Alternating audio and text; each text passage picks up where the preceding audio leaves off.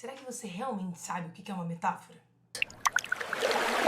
Nesse vídeo aqui, você vai descobrir. No último vídeo que eu fiz sobre figura de linguagem, eu apresentei a comparação simples e a comparação metafórica. E isso vai ser muito bom para a gente entender um pouco melhor esse vídeo, no qual eu vou falar sobre a metáfora e as suas espécies. Vamos lá? Como vocês já sabem, a gente está falando aqui sobre as figuras de palavra. Vamos então agora falar da metáfora. Metáfora é a figura de palavra em que um termo substitui outro em vista de uma relação de semelhança entre os elementos que esses termos designam. Essa semelhança é resultado da imaginação, da subjetividade de quem cria a metáfora. A metáfora também pode ser entendida como uma comparação abreviada, em que o conectivo comparativo não está expresso, mas subentendido. Perfeito, vamos entender então um pouquinho melhor isso. Na comparação metafórica, ou símile, como a gente já viu, um elemento era comparado a outro usando um conectivo comparativo ou até mesmo usando uma palavra que tinha um sentido comparativo. Além disso, na própria símile, havia a identificação expressa de qual qualidade em comum estava sendo evidenciada na comparação. Na metáfora, as coisas não funcionam muito bem assim. Eu vou dar exemplos para ficar um pouco mais claro. Essa criança é forte como um touro. Como a gente já viu, isso é uma comparação metafórica, é uma símile. O como, que é o conectivo, forte é a qualidade em comum entre criança, que é o elemento A, e touro, que é o elemento B. Na metáfora, a qualidade em comum e o conectivo não são expressos. Então ficaria nesse caso, como vocês já conseguem deduzir, essa criança é um touro. Assim, a semelhança entre os dois elementos, ela passa a ser puramente mental.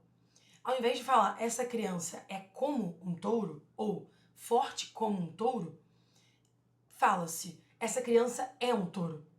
E essa relação ela fica um pouco menos clara. Perfeito. Então, como a gente já havia mencionado, a subjetividade do autor em jogo. Quando a pessoa fala essa criança é um touro, ela está escolhendo o touro para associar a criança. Há uma certa subjetividade. Mas, curiosamente, nem sempre a metáfora é tão direta assim. E a consequência disso é que, às vezes, a subjetividade do próprio leitor pode entrar na jogada. Como assim? Vou dar um exemplo. O tempo é uma cadeira ao sol, e nada mais. É uma frase do Carlos Drummond de Andrade. Essa associação entre o tempo e a cadeira ao sol, ela é uma associação subjetiva. Mas, para além disso, a compreensão, a interpretação dessa frase, ela também é, em certa medida, subjetiva. Ela é uma compreensão flexível, ampla. Mas, é claro, isso não quer dizer que ela possa ser analisada, interpretada de qualquer maneira. Isso tem até a ver com um livro que eu tô lendo, muito interessante, e que eu penso em fazer um vídeo mais pra frente sobre. São noções um pouco hermenêuticas. Mas, pra esse vídeo aqui, eu não vou falar muito sobre isso. Perfeito. Então, o modelo da metáfora é elemento A é elemento B. Diferentemente da comparação metafórica, que seria elemento A é como elemento B. Elemento A parece, mas aí não dá pra criar um modelo tão perfeito, né? Vamos passar então para a questão do contexto. Olha que interessante. Uma palavra, ela pode adquirir um sentido metafórico a depender do contexto no qual ela é utilizada. Por exemplo, você chega numa loja e fala assim, oi, eu quero uma bengala. Pô, ele vai entender que é aquele objeto que é usado por idosos ou por pessoas que têm pouca mobilidade, que têm problemas de mobilidade. Se você chega numa padaria e fala a mesma coisa, o termo bengala vai se associar ao pão bengala, que é um termo em sentido metafórico. E aqui o livro evidenciou uma questão muito interessante, que a metáfora ela é muitas vezes usada para denominação de objetos e de coisas. Por quê? Porque uma experiência nova ela é entendida a partir de uma experiência já conhecida. E aí eles mencionam algumas palavras que foram assim criadas. Aí eu vou ler algumas para vocês. Peixe-espada, cheque borracha, cheque cowboy, voto camarão, manga espada, manga coração de boi, e por aí vai. Por fim, vale mencionar que a gente falou muito aqui sobre metáforas que foram realizadas através de subjetivos. Contudo, é possível que verbos e até mesmo expressões e textos inteiros sejam construídos a partir de metáforas, em sentido metafórico. E, finalizando, o sentido metafórico, como vocês já devem ter entendido até agora, ele foca muito mais numa lógica que o livro chamou de lógica da sensibilidade, e não numa lógica da racionalidade, de uma razão pura e muito fechada. Agora, eu vou passar para 2 tipos de figura de linguagem, de figura de palavra, que são subtipos, que são espécies da metáfora.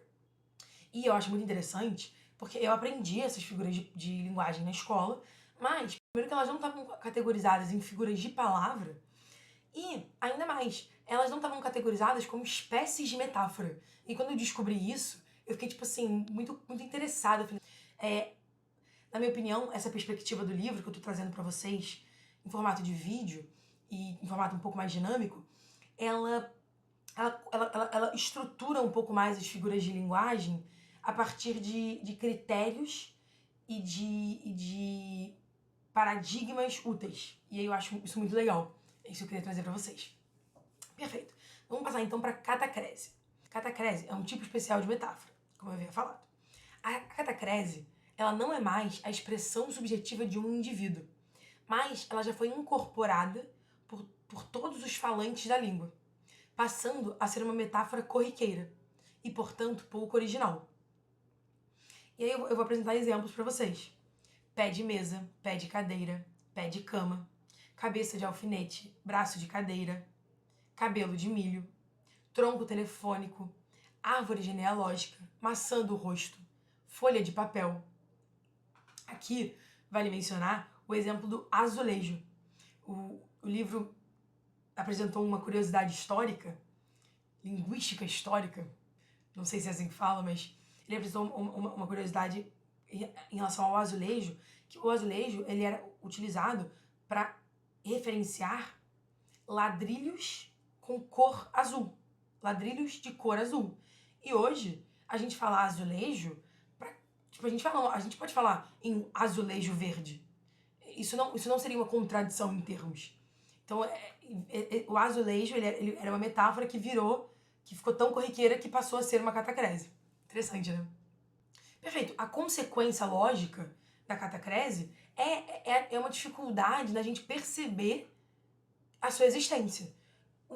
Para mim, grandes exemplos disso são azulejo, maçã do rosto, folha de papel, dente de alho, pé de mesa. São termos que eu nunca nem me questionei em relação a eles, de tão usados que eles são. Eu nunca imaginaria que eles foram derivados de metáforas subjetivas. Mas é quase como se elas fossem metáforas tão boas e que fazem tanto sentido que a gente, tipo assim, pegou, tá ligado? Tipo, já é normal pra gente. Mas perfeito. Eu vou terminar então falando sobre alguns verbos que eu achei muito interessante e eu acho que vale a menção. Esses verbos são enterrar, embarcar, espalhar, aterrissar e tornar. Perfeito. Enterrar, de acordo com o livro, era usado como pôr debaixo da terra apenas. Hoje a gente poderia falar, por exemplo, enterrar uma agulha no dedo, enterrar a bola no gol. É possível usar também assim. Embarcar era usado apenas para entrar num barco para viajar. E aí, hoje em dia a gente pode falar em embarcar num carro, embarcar num trem, embarcar num avião, etc. Espalhar, por sua vez, era sinônimo de separar a palha dos cereais. Olha que maneiro. Mas hoje a gente pode falar em espalhar comida, espalhar informações, enfim. Aterrissar era descer a terra, mas hoje a gente pode falar aterrissar no mar, aterrissar na lua. E torrar, que antigamente era apenas secar ou tostar alguma coisa. Mas hoje a gente pode falar, por exemplo, torrar a paciência. E aí ele menciona no livro que, apesar de parecer algo abstrato e meio imaterial, ainda assim é muito corriqueiro. Não é mais necessariamente uma metáfora, por assim dizer. Vamos finalizar então com a sinestesia. A sinestesia é um outro subtipo, uma outra espécie do gênero metáfora. Curioso, eu gostaria de entender o que seria, o que caracterizaria um gênero e uma espécie. Eu acho que isso deriva da biologia, né? Mas enfim. A sinestesia é um outro tipo de metáfora. Ela consiste em aproximar, na mesma expressão, sensações percebidas por diferentes órgãos dos sentidos. Como na metáfora, trata-se de relacionar elementos de universos diferentes. Então, alguns exemplos de sinestesia são: uma melodia azul tomou conta da sala. Seria uma sensação auditiva e uma sensação visual sendo associadas. A voz áspera intimidava a plateia. Senti saudades amargas. Esse perfume tem um cheiro doce. E é muito interessante aqui a gente mencionar algo que o meu professor mencionou há alguns anos atrás, e eu achei muito interessante, que há pessoas sinestésicas. A sinestesia seria uma forma diferente do cérebro interpretar os sinais ao seu redor. Ela não seria considerada uma doença, nem um transtorno neurológico ou psiquiátrico. E também tá falando aqui no site, que eu vou botar pra vocês aqui embaixo, que cerca de 1% a 4% da população mundial seja sinesteta, que eles chamam. E é possível que 15% da humanidade também experimente algum tipo de sinestesia ao longo da vida. Interessante. Para um sinesteta, a alegria pode vir associada à cor verde, enquanto para outro, o mesmo sentimento é rosa. Que doideira, né? Tá ótimo. Finalizando, então, nesse vídeo a gente falou sobre a metáfora e sobre 2 tipos de metáfora. Eu espero ter trazido uma perspectiva diferente em relação às figuras de linguagem, especificamente as figuras de palavra, para vocês. Se você gostou, curte o vídeo, compartilhe com algum amigo que gosta muito de português ou que odeia e comenta alguma coisa. Dá um feedback, pergunta algo, ensina algo. Valeu!